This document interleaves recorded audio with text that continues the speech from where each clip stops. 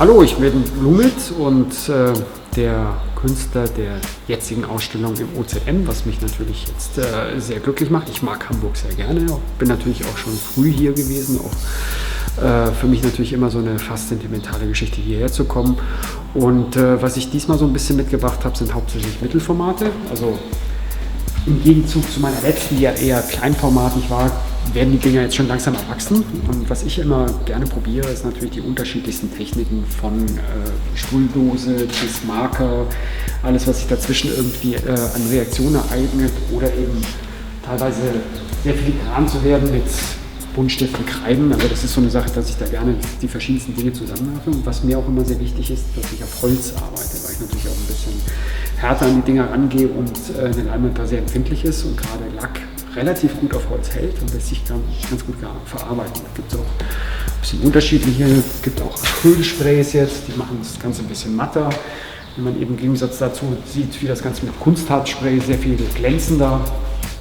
Von den Motiven her bleibe ich so ein bisschen im Tierreich. Das ist mir so, was meine kleinen Arbeiten angeht, immer ganz gelegen, dass ich irgendwie Style-Elemente oder halt typische Dinge, die ich vielleicht auch an Wänden verwende, halt immer versuche, auf eine kleine Fläche, auf eben was Reflektiertes zu bringen.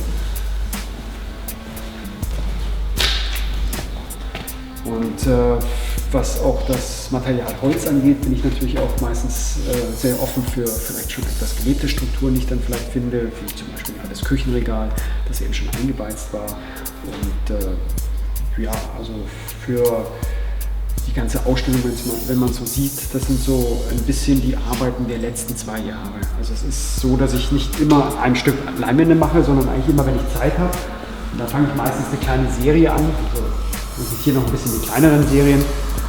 Und wie man ja auch schon sieht, dann teilweise auch in einem bestimmten Farbton gehalten. Also es ist dann auch so, dass ich das natürlich auch gerne mache, wenn ich dann nicht immer verschiedene Materialien aufbauen muss, sondern eben so mir vornehme, für diesen oder jenen Zyklus, den ich da mache, einfach nur bestimmte Dosen zu verwenden, von denen ich dann auch nur eine bestimmte Anzahl im Studio habe. Da kann ich dann immer sehr genau darauf ausrechnen, ob das alles passt. Ja, ist noch nicht mehr vielleicht zu sagen. Das heißt, es ist halt auch teilweise sehr dunkel von den Farben. Ich bin immer so ein Mensch, der es sehr dramatisch mag, also mit Tiefe arbeitet und die natürlich dann auch sehr kräftig hat. Und vielen angedeuteten, aufgelösten Geschichten, die sich natürlich durch das Sprühen ergeben. Und da bin ich natürlich auch gerne mit Transparentsprays dabei, die das Ganze noch ein bisschen weicher, ein bisschen tiefer machen. Ja, auch teilweise mit Rolle, wie man da sieht, also dass ich da zum Beispiel Strukturen mache. Da ist es zum Beispiel so, dass ich teilweise auch Rollen selber schneide. Das ist wie eine Art Linoleumschnitt zum Rollen. Da habe ich auch einige Sachen gemacht. Sowas verwende ich natürlich auch für große Wände, aber eben auch ab und zu mal für kleine Wände.